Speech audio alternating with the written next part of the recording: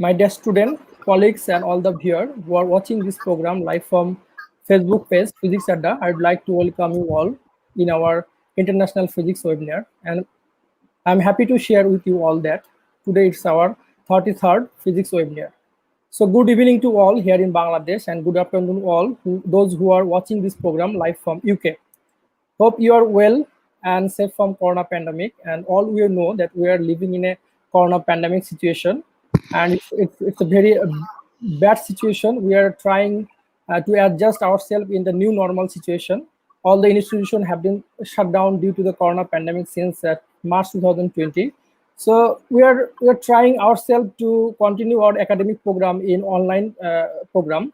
So the Department of Physics, Pabna University of Science and Technology has started some online program like online classes and online international physics webinar for our students.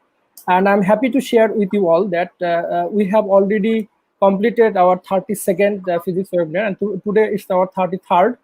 So we have arranged a series of webinars. And in those webinars, the physicists from different countries are trying to join us as a main speaker, and will also some will also join in future. And they are delivering their speech, and they share their knowledge with our students, and they share their experience. And I think by this way, our students are benefited. And the aim of our program is to motivate and encourage our students in this corona pandemic situation. And today, I'd like to welcome you all to a joint session between Pabna University of Science and Technology, Pabna, and the Department of Physics, King's College London, Cambridge, UK, in particle physics. And we have with us here today Dr. John Ellis, CBE, FRS Professor, Clerk, Maxwell Professor of Theoretical Physics, Department of Physics, King's College London, Cambridge, UK, connecting with us from UK. So he has already connected with us. So I'd like to welcome our speaker. So good afternoon, sir. Good afternoon. Good evening to you, I suppose. Yeah, good evening here.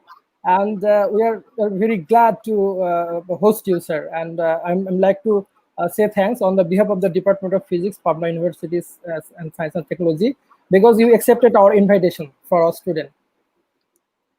Well, it's my pleasure. So I'm sorry that under the present circumstances I can't visit you in person, but okay, let's try visiting online. Yeah, still it's a very great opportunity for our students as they will attend your class today, and it is a great opportunity for us also. We'll learn a lot of new things today. So for those who are new, I'd like to inform you all that we have divided our webinar into 3 different parts. First, we'd like to introduce our speaker with all of you. Then we have a time. In that time, our speaker will deliver his speech, and at the end, we have a discussion session where actually anybody can join with us, and you can ask question by commenting. So before going our speaker, let's try to go to our speaker's introduction. So let's go there.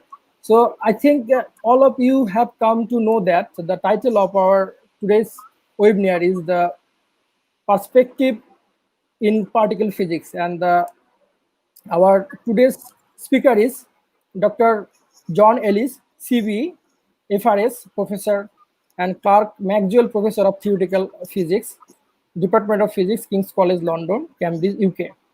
So currently he is working as a professor, and Clerk, Maxwell Professor at the Theoretical Physics, Department of Physics, King's College London, Cambridge, UK.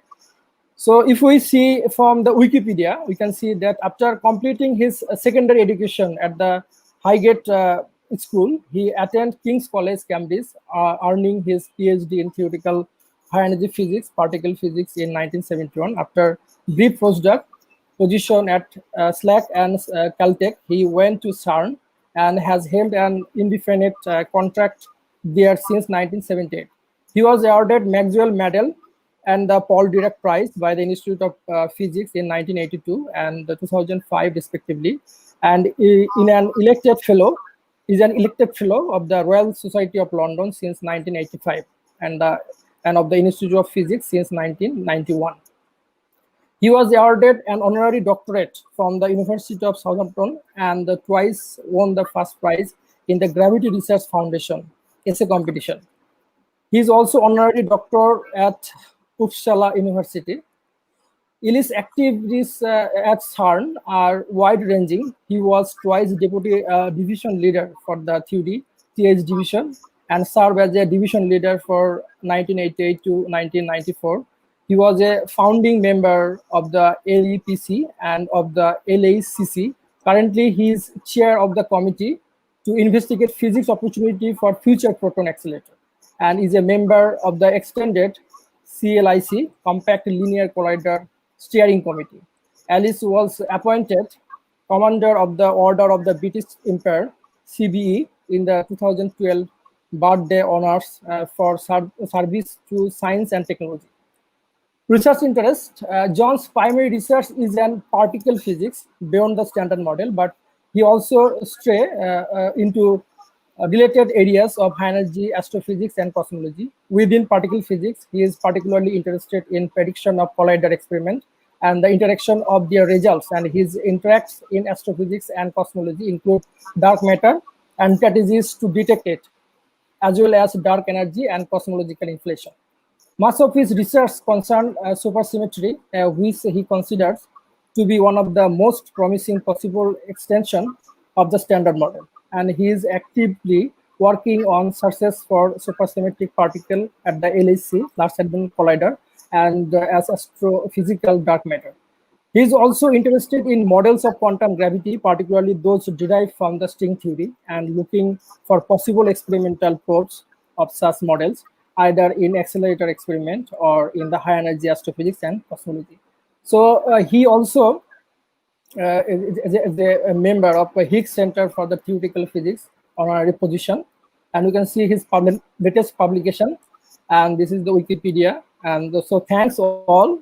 So it's time to go our speaker, and actually I feel proud to host him as a main speaker. It's our honor and privilege to host him. So thanks, sir, for accepting our proposal and invitation. So it's your time. You can start your presentation, sir. Okay, well, thank you very much for the kind introduction. So I'm going to be talking about perspectives in particle physics. So this image on the screen at the moment can show you a little bit what I have in mind, that we're all working together towards some distant goal, maybe some new particles, some new piece of physics on the horizon. Just exactly how far away that physics may be, we don't know, but we'll look at some of the possibilities during the course of this talk. So what's been happening in particle physics over the past few years has been largely dominated by this particle called the Higgs boson, which I expect you've heard of, which was proposed in 1964 by Peter Higgs, whom you see in this picture. And in this talk, as I said, what's going on in particle physics is largely dominated by the Higgs boson, so I'll try to explain why that was such an important particle. And I will discuss a little bit what the Higgs boson may be telling us about possible physics beyond the standard model. And I look at some of the possibilities for that beyond the standard model physics. So when I'm giving a talk to a general audience, I often start from this picture here, which is a painting by the French artist Paul Gauguin. And these are people on the South Sea Island who are asking very basic questions about us and our place in the universe. What are we? Where do we come from? And where are we going? Now, I had a copy of this painting on the wall of my office when I was a PhD student many years ago. And the reason why I had that was to remind me why I came into work each day and what I'm trying to do in my research. And simply stated, I would say that the aim of particle physics is to address these questions. And if I reduce it down to one single question, to understand what the matter in the universe is made of.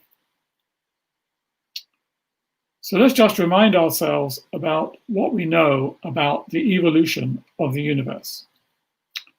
Excuse me, sir. So the slide is not changing, sir. Maybe we have to put the presentation mode. So what are you seeing at the moment? The first page, where you can see the first page of your presentation. Okay, now it's okay, but you need to put your presentation mode. Then it will, or full screen mode. So now what are you seeing? The evolution of the universe? Yeah, we can see that page, but not full screen mode. So we know the universe is expanding, and by measuring how rapidly it's expanding, we know it started about 13.8 billion years ago in what we call a Big Bang. And the size of the visible universe is about 10 to the 28 centimeters. So if I'm thinking about Gauguin's questions, what is the matter in the universe? What are the stars, the planets, and us? What are we made of? Where do we come from? So what happened 13.8 billion years ago, giving rise to the universe that we see? And what will happen to the universe in the future? Will it continue to expand, or will it contract again? So that's rephrasing Gauguin's questions in the light of what we know about cosmology. Did my slide change? Not yet. So I think you need to start presentation mode or full screen mode. So I'm currently in presentation mode. But you need, okay, you just stop share and then share again, it again. Then I think it will be okay. Sometime.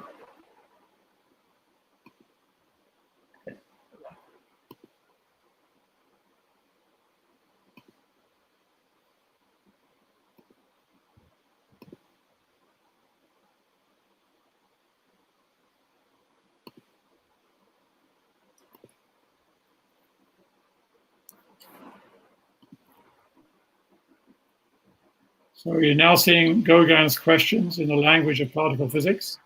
Yeah, not in the full screen still. Just PowerPoint screen, not full screen. Well, it's full screen on my computer. I don't know what else to do. Okay, could you change the slide? Then I can see what are happening.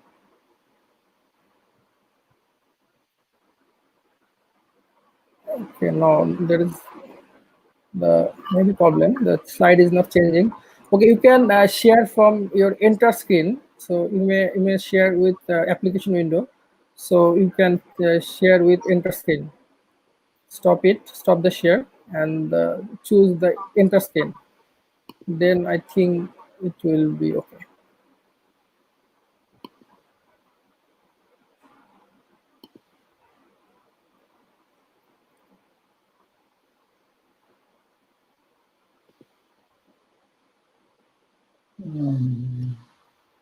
So maybe there is option your enter screen and application window. Please choose your enter screen.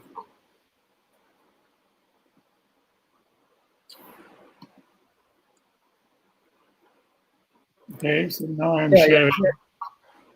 Yeah, now you can find your file and share it.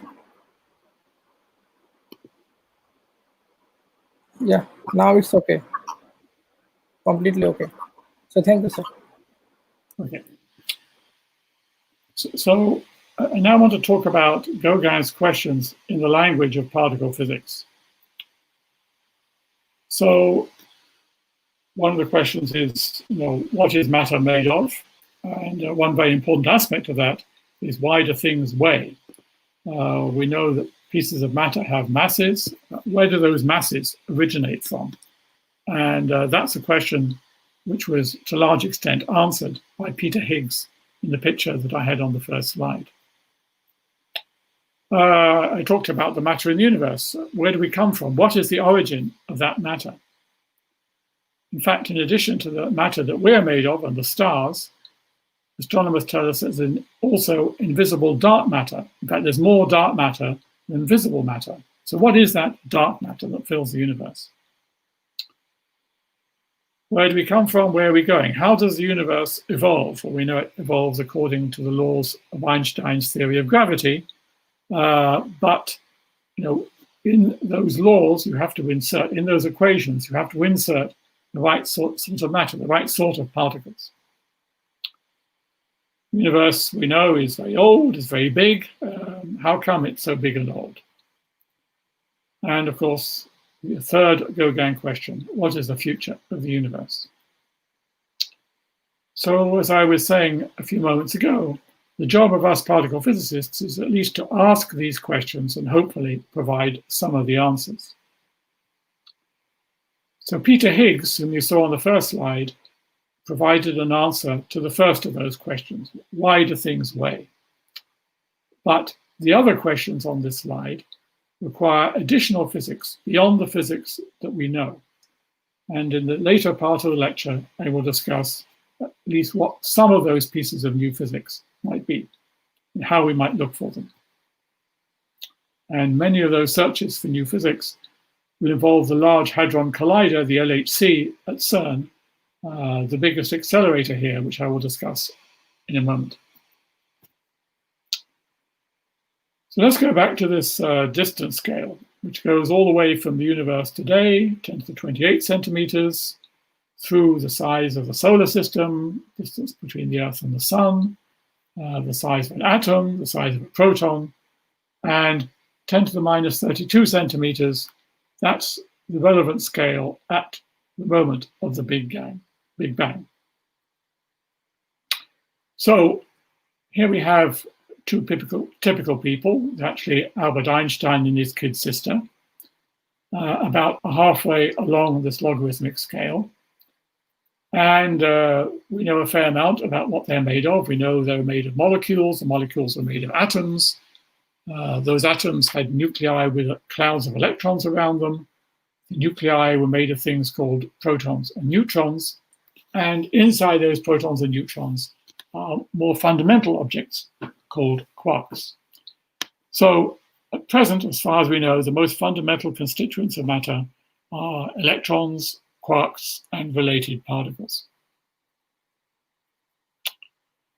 But as I said, astronomers tell us that in addition to the visible matter in the universe, there must be invisible dark matter. And that dark matter is made of something different from you, me, or Albert Einstein. So how can we try to understand where the matter in the universe comes from and what is the nature of dark matter? So what is done at CERN is to collide particles with the Large Hadron Collider, which you can regard as a sort of super microscope, which studies the physics laws as they behaved in the first few minutes after the Big Bang. And in that way, we can hope to understand the behavior of the universe subsequently. So this is an abbreviated history of some of the important events in the beginning of the universe. So about 300,000 years after the Big Bang, that's when the universe cooled sufficiently for atoms to form. Atoms are made of nuclei and electrons, but those nuclei only came into being after 3 minutes. Those nuclei are made of protons and neutrons. Those only came into existence after about 1 microsecond. If we go back to 1 picosecond after the Big Bang, that's when we think that particle masses appeared. As for the dark matter, we think that appeared possibly sometime between 1 picosecond and 1 microsecond after the Big Bang. And the appearance of ordinary matter, that may also have occurred about 1 picosecond after the Big Bang. And I'll discuss some of the theories for this later in my talk. But first of all, I wanted to look back a bit to the earlier stages of particle physics. So about a century ago, Victor Hess went up under a balloon and he discovered that the Earth is being bombarded by cosmic rays, very energetic particles coming from outer space. And when they hit the atmosphere, they produce showers of other particles. And many types of particles were discovered in the first half of the last century in those cosmic ray showers, like antimatter, for example, or the muon. But then around the middle of the last century, particle physicists realized that if they wanted to study the properties of those particles in detail, then they would need to make their own collisions under controlled circumstances in the laboratory. And so they built particle accelerators and they started experiments. So that was in the late 1940s, early 1950s. What we call now the standard model of particle physics was proposed in the 1960s by Abdus Salam, originally from Pakistan, whom you see here, and two American theorists, Glashow and Weinberg, who made essential use of the ideas proposed by Peter Higgs in 1964. So that theory started to be confirmed by experiments at CERN in 1973, and subsequent experiments at CERN and elsewhere verified the prediction with a very high degree of accuracy. If you look at the picture at the bottom there, you see a little red dot, that's the experimental measurement, and the green line, that's the theoretical prediction. Theory and experiment agree to much better than 1%. So what is this standard model? So it contains matter particles. So there's the electron. There's a heavier electron-like particle called the muon, discovered in cosmic rays, and another one called the tau, which was discovered in particle accelerators. And then over on the left, we've got the 6 different types of quark that make up all sorts of nuclear and other strongly interacting matter. So between these particles, we distinguish 4 fundamental interactions. There's gravity, there's electromagnetism. So James Clerk Maxwell is best known for making a unified theory of electricity and magnetism in the middle of the 19th century while he was professor at King's College London. And then at the particle level, there's the strong nuclear force that holds nuclei together and the weak nuclear force responsible for forms of radioactivity. So what you see here provides you with the information you need to build all the visible matter in the universe. You can think of it in some sense as being the cosmic DNA that provides the instructions for building ordinary matter. Except there is one thing missing on this slide, which is an explanation of where particle masses come from. So for example, the electron must have a mass. Otherwise, it would travel always at the speed of light, and it would fly away from nuclei. You would never make atoms. The particle called W, which is responsible for the weak nuclear force at the bottom there, is very heavy. It weighs about 80 or 90 times as much as a proton or neutron. Where did all that mass come from? Also, quarks have masses. So you may say, well, I understand about mass, because after all, Newton told us that weight is proportional to mass. W is equal to mg. And Einstein told us energy is related to mass, E equal to mc squared. But neither of them mentioned the origin of mass. And here we come back to Peter Higgs, whom you see in this slide. And on the blackboard behind him, you see his theory for where particle masses come from. Now, it's a key aspect of his theory that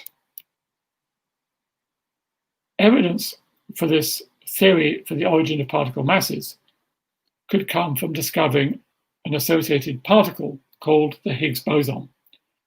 And between 1964 and 2012, this was, in some sense, the particle physicists' holy grail, the quest for this particle. By the way, Peter Higgs was an undergraduate and a graduate student at King's College London. So I'm not going to describe his theory in detail, just want to give you an analog for thinking about it. So I guess in Bangladesh you don't get very much snow. But imagine that you're in Siberia, in Russia, in the middle of winter. So there's a lot of snow everywhere, a big, thick snow field extending in all directions. Now, if you've got skis, you skim across the top of that snowfield, you go very fast. You don't interact strongly with the snow. And that's like a particle which, as it travels through the universe, travels at the speed of light because it does not interact with the universal Higgs field that is postulated to extend throughout all space. So a skier is like a photon, the particle of light that has no mass, that does not couple to the universal Higgs field. Or maybe you have snowshoes. In that case, you sink into the snow, you move slower, you interact, in this analogy, with the Higgs snow field. It's like a particle with mass, like the electron, for example, which always travels at less than the speed of light, slower than the skier. Or maybe you don't have any snow equipment at all, you just have your boots, in which case you're going to sink very deeply into the snow. You're going to go very slowly, like a particle with a large mass that travels much slower than the speed of light because it has a strong interaction with that Higgs snow field. So that's the basic idea. Particles acquire mass because there is a universal field extending throughout space, and the stronger your interaction with that field, the more mass you have. So Peter Higgs asked himself the question, what is that Higgs snow field made of? What is the quantum of that Higgs field? And the answer is, it's a particle called the Higgs boson, which you can compare with the snowflake, which makes up a snow field. Every field, like electromagnetism, that field has an associated particle called the photon. Analogously, this universal Higgs field has an associated particle called the Higgs boson. So I might mention that I got interested in this theory back in 1975, and together with a couple of colleagues, we thought about what the Higgs boson might look like in experiments. But back in those days, its existence was regarded as being very speculative, and we were rather cautious. And so at the end of our paper, we said, well, we don't want to encourage big experimental searches for the Higgs boson. But we do think that experimentalists should know what it might look like.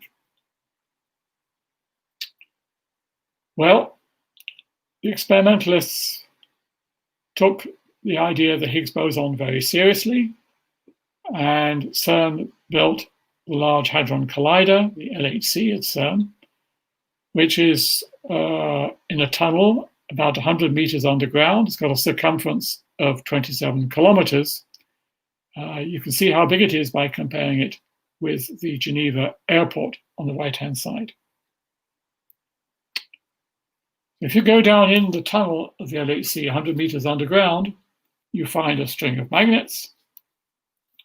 And when the thing is operating, you've got thousands of billions of protons, each of them with approximately the energy of a fly, which produce maybe 1 billion collisions a second. And in those collisions, the experimentalists set out to look for the Higgs boson, the origin of mass, also to look for dark matter to understand its nature, to look at the primordial plasma that filled the universe when it was a fraction of a second old, and maybe to understand the difference between matter and antimatter, which might explain the origin of the matter in the universe. So the experimentalists built 4 big experiments, which you see here during their construction period some years ago.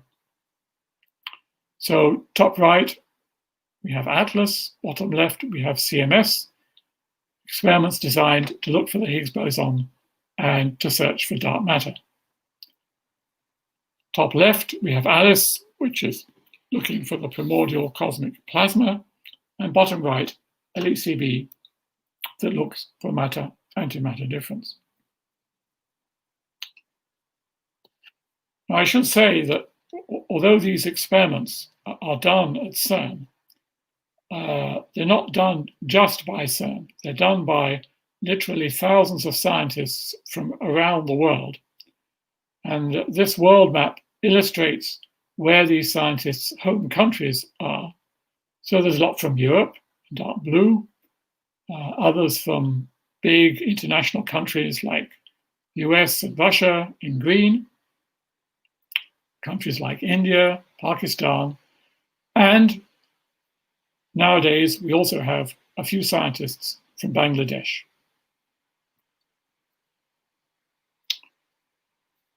So I'm just going to mention that in order to enable all these scientists to share their data and communicate, Tim Berners-Lee, whom you see in this picture, invented the World Wide Web just over 30 years ago. So he wanted a tool that would enable physicists to share their data. Just want to ask the question, where would we be today without the World Wide Web? I'm talking to you over the World Wide Web, and it is used for communications, for commerce, and for entertainment.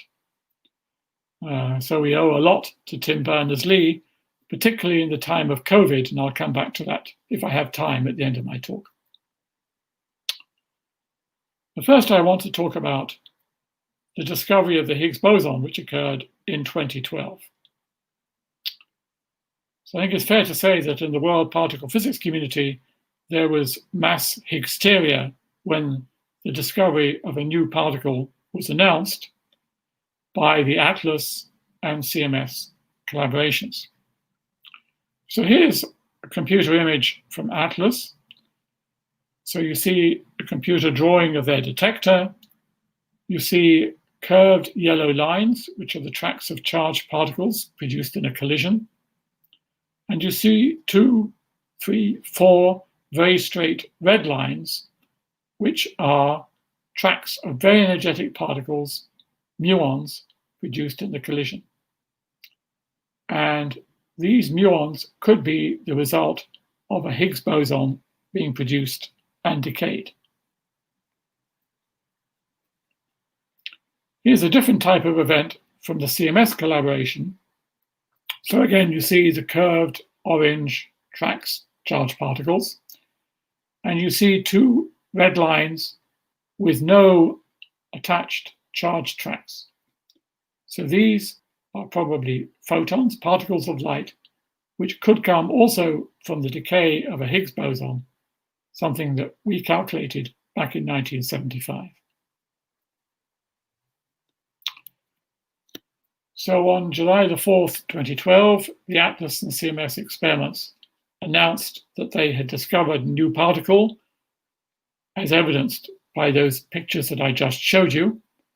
And here's a picture in the CERN auditorium where lots of physicists are very happy. And here's a picture from that day that I rather like.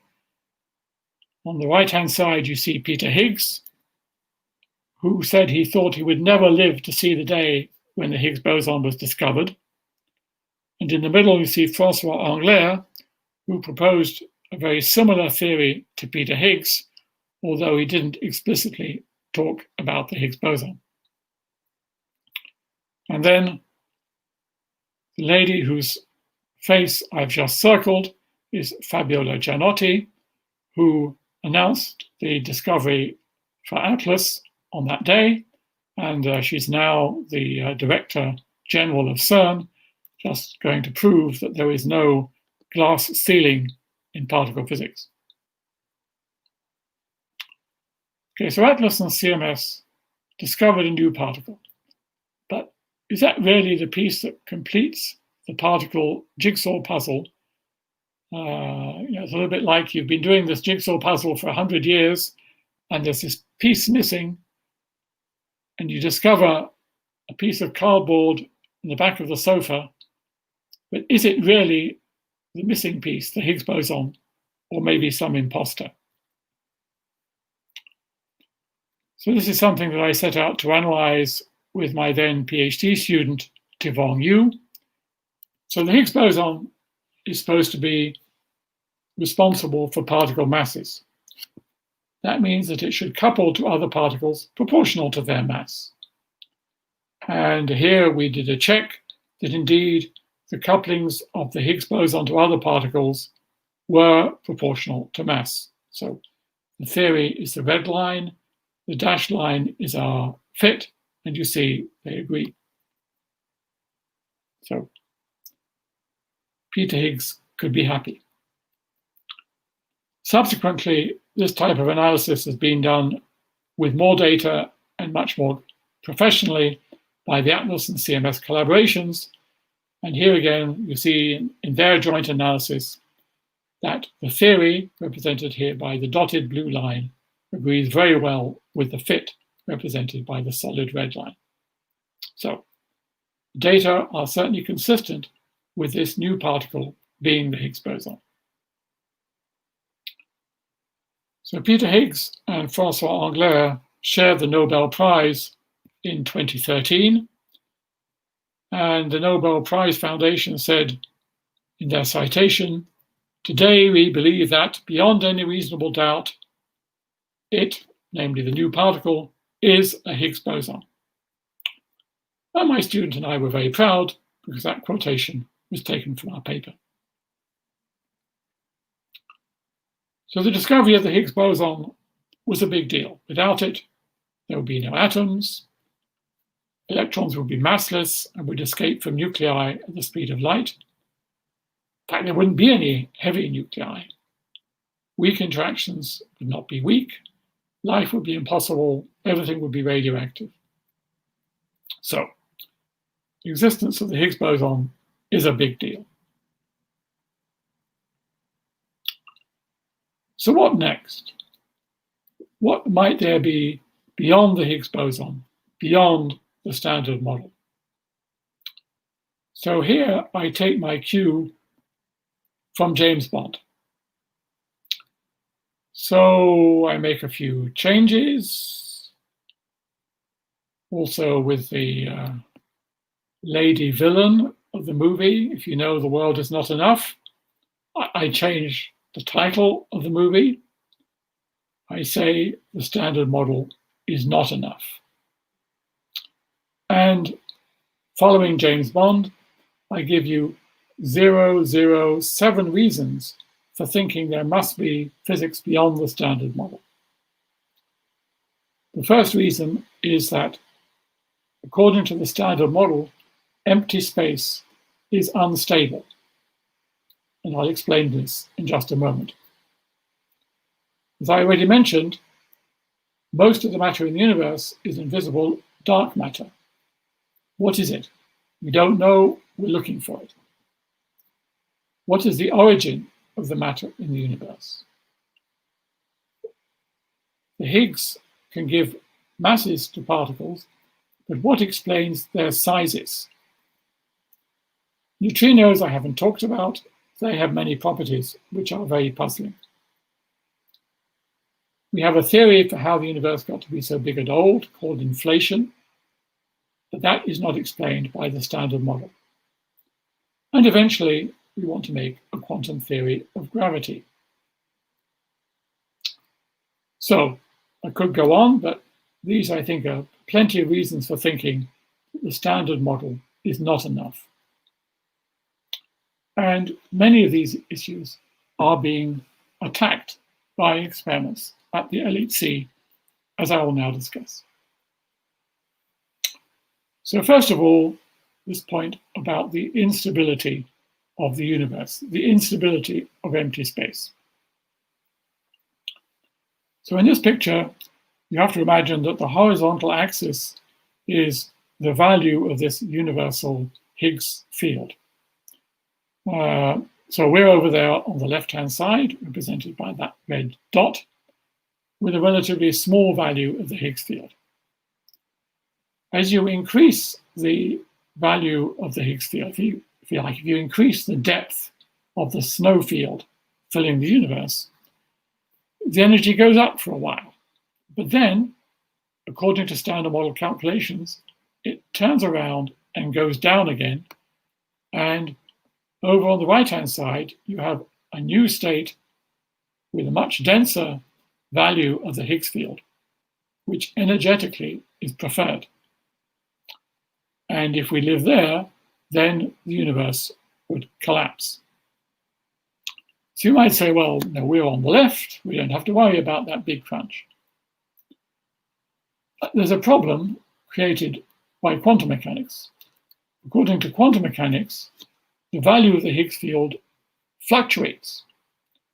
And there is some probability that it will actually tunnel through that barrier and finish up in that big crunch configuration.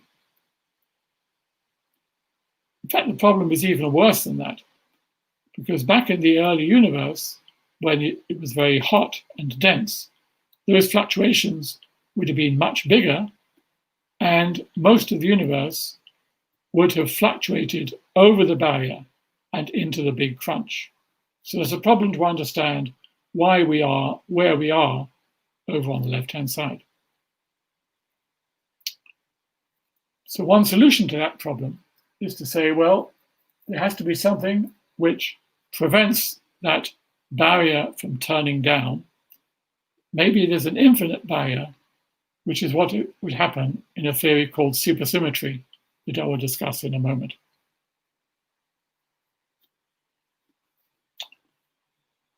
I mentioned previously the dark matter that is present in the universe. So the story of dark matter as we currently understand it goes back to Fritz Zwicky, an astronomer who in the 1930s was looking at the galaxies in the Coma cluster.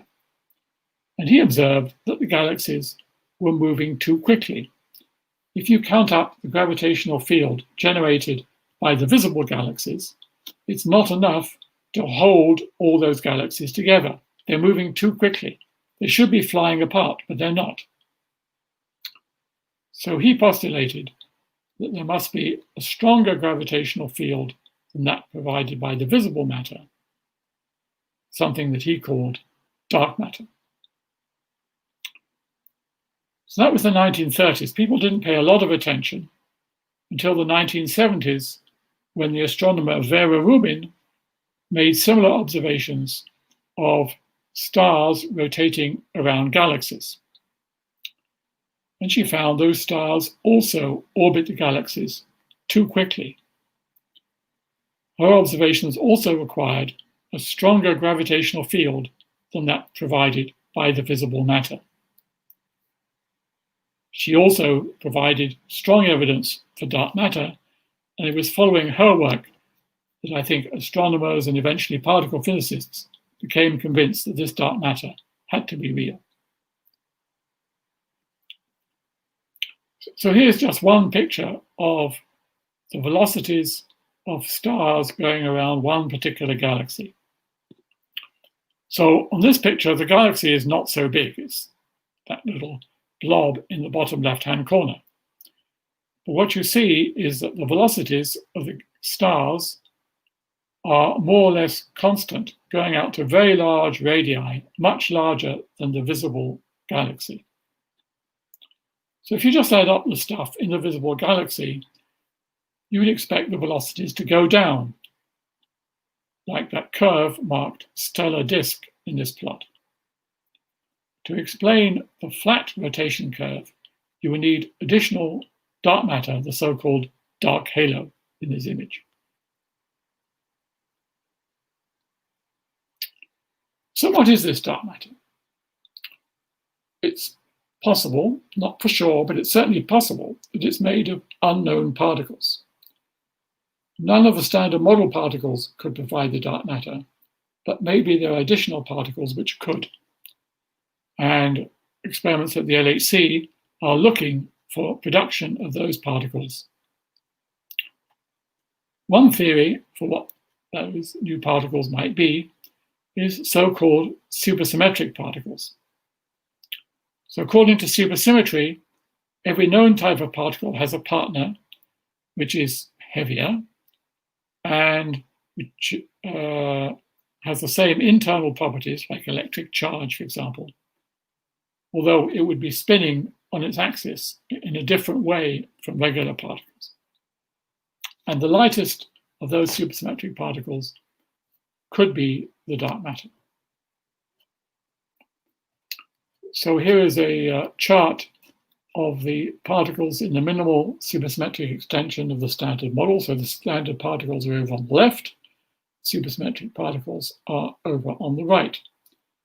And among those particles on the right are, for example, the Higgsino, the supersymmetric particle partner of the Higgs, the photino, top right, the supersymmetric partner of the photon.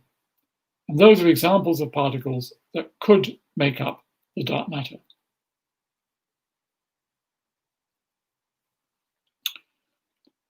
So as I mentioned, experiments at the LHC have been looking for dark matter. You can't actually see it directly because it doesn't have electric charge, interacts very weakly. However, it does carry away energy and momentum. So what the experiments have been looking for is events where there is missing energy and momentum carried away by some invisible particle. And the picture on the right shows you a computer image of what such an event might look like. So you have to imagine the particle beams colliding into the image. Stuff comes out in the bottom right-hand corner, but not in the top left-hand corner. There's an imbalance. That imbalance in this computer-generated image would be due to supersymmetric particles disappearing in the top left-hand corner of the picture. So experiments have looked for that. No sign yet of supersymmetry. I should say they've looked at lots of other things as well, which I'm not going to describe in detail. They haven't found any other new physics beyond the standard model either. And currently the experiments are continuing to look. Maybe they need to continue looking in the same way, but just harder, or maybe they have to look for some novel type of experimental signature. Now, you don't have to go to a collider experiment to look for dark matter. Dark matter particles should be flying around, for example, where we are right now, and every once in a while, very rarely, they would interact with ordinary matter. And if you go to a deep underground laboratory where there's very low backgrounds, you may be able to see the scattering of a dark matter particle. And there are experiments around the world looking for such events, but again, they haven't seen anything yet. So you probably recognize the Starship Enterprise. So maybe it's because of the Starship Enterprise that there seems to be general interest in antimatter physics. Or maybe it's because Tom Hanks had this movie, Angels and Demons, where the villain was going to use antimatter to blow up the Vatican. Well, physicists can't make enough antimatter to power Star Trek or to blow up the Vatican. What we're interested in is how and why do matter and antimatter differ. So antimatter was postulated by Dirac in the 1920s. It should have the same mass as regular particles, but opposite internal properties, such as electric charge.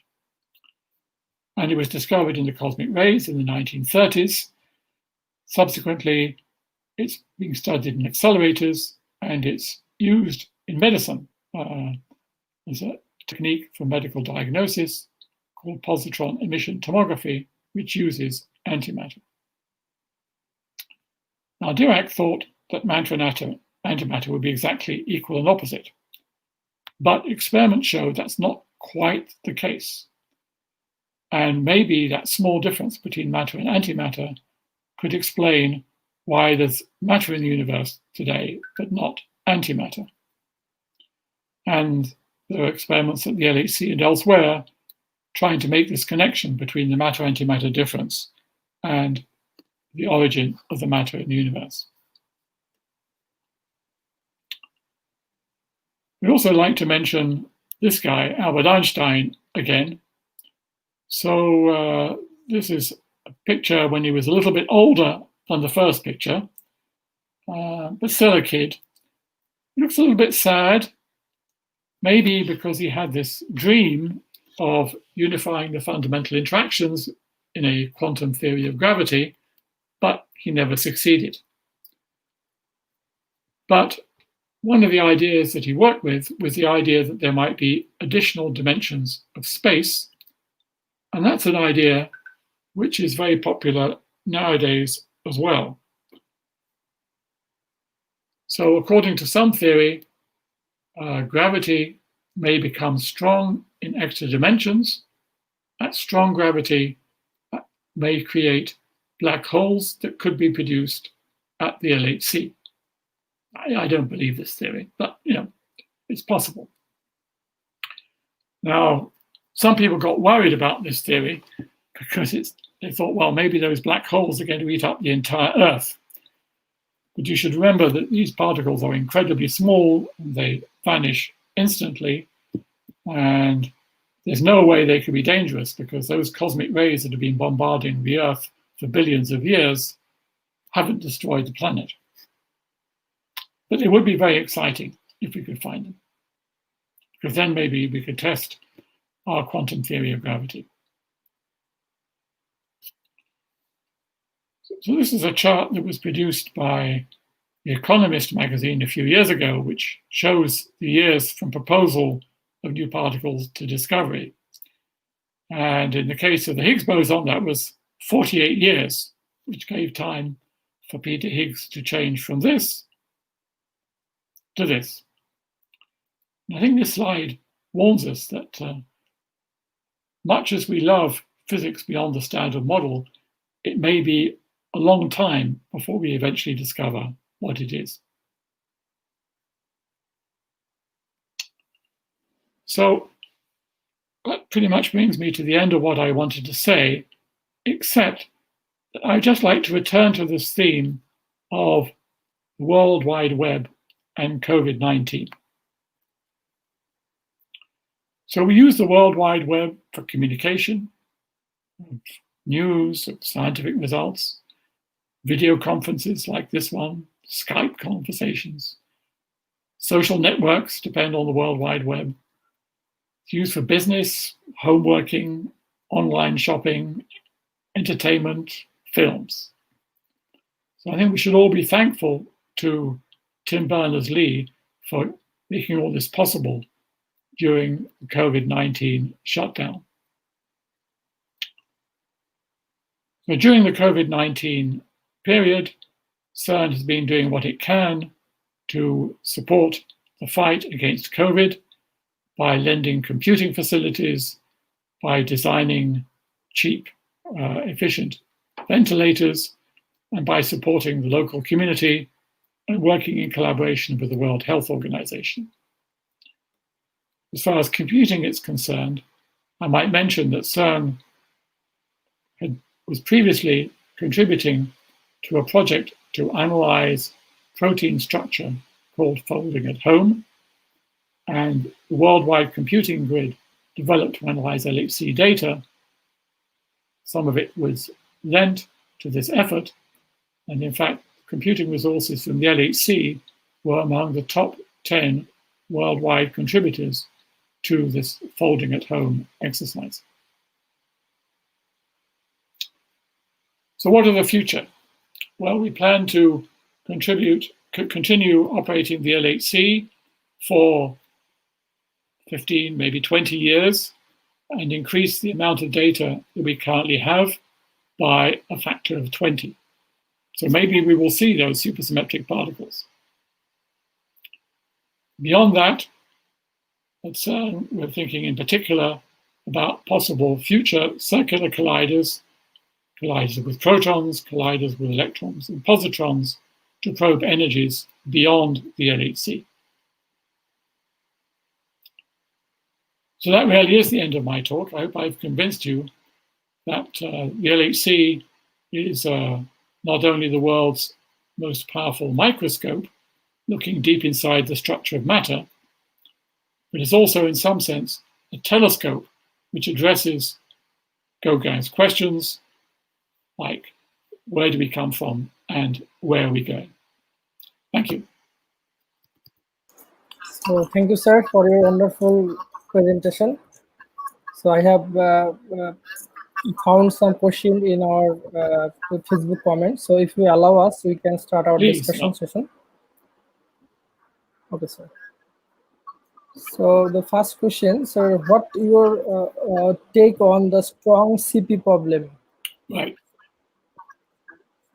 What's your take on the strong CP problem?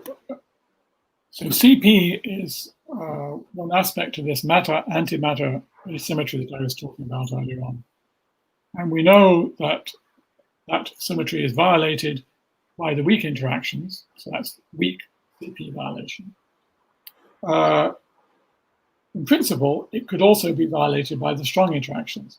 And nobody's ever seen that. So it seems that CP violation is absent. And there is a theory for why it is not there, which involves the prediction of another new particle called the axion. So there are experiments looking for axions. The axions could make up the dark matter, at least a component of dark matter. You can think of axions as somehow being a rival to supersymmetry for explaining the nature of dark matter. And there's been an experiment at CERN looking for axions. There are also other experiments around the world. But so far, we haven't been able to either discover an axion or disprove its existence. Thank you, sir. So there is another question, sir. Why is the Higgs Higgs so massive? And was it massless during leptogenesis? So back in the very early history of the universe, we think that the Higgs boson was massless, like all other particles, by the way. And then, as the universe expanded and cooled down, then, if you like, this Higgs snow field would have settled, and that would have then provided an environment which gave masses to all the other particles. So where does the Higgs mass come from? Well, in some sense, it comes from the Higgs mass, from the Higgs field itself. So there is a self-coupling of the Higgs field. It couples to other particles, but also couples to itself. And it's that self-coupling of the Higgs field that gives rise to its mass. If you want me to pursue my snow analogy, I talked about skiers and snowshoers. You can imagine the Higgs boson as being a little bit like a snowball, which requires a mass. As it goes through that medium, more snow attaches itself to it. Actually, the problem is not why does the Higgs boson, how does the Higgs boson have a mass? The problem is actually why is the mass so small? That's maybe a different story. So thank you, sir. There is another question, sir. Is CERN trying to search for sterile neutrinos, or are there other exotic beyond the standard model dark matter candidates? I'm not sure I've understood the first part. Could you repeat it? Okay, so sir, is CERN trying to search for sterile neutrinos, or are there other exotic beyond the standard model dark matter candidates? So CERN is not actively doing neutrino experiments at the moment. In the past, we have done many neutrino experiments. But what we're doing now is we are collaborating with the United States on a big experiment there called DUNE, which will be looking for sterile neutrinos. Now, there is a proposal for a possible experiment at CERN to look for sterile neutrinos in a different way, an experiment called SHIP. But that's quite an expensive experiment, and it's not clear that it's going to be approved or not. But anyway, that is a proposal which is on the table. Personally, I'm not a big fan of sterile neutrinos, I have to say, and I regard supersymmetric particles or axions as being more appealing candidates. Of course, the nature of dark matter doesn't depend on my feelings. It depends on what the laws of physics say. So thank you, sir. I think there is no more question. So we should conclude our discussion session. So thanks, sir. We are very happy and glad to host you in our International Physics webinar. And our Department of Physics, Pabna University of Science and Technology, want to thank you because you accepted our invitation in this corona pandemic situation for our student, though you are too busy with your research work and other works. So thanks, sir. Thank you again for the invitation. And I was glad to have the opportunity to meet you online. And I hope that at some point in the future, there'll be the opportunity to meet in person, either in Bangladesh or maybe. Yeah. It will be a great day for our department. I will definitely invite you in our university after the corona pandemic situation completed, or when the normal situation have come. Then we'll definitely invite you. So thanks again, and hopefully we will again arrange another webinar if you have the time. So thanks, sir. It was a very wonderful session with you. And great. So thanks, sir. Bye.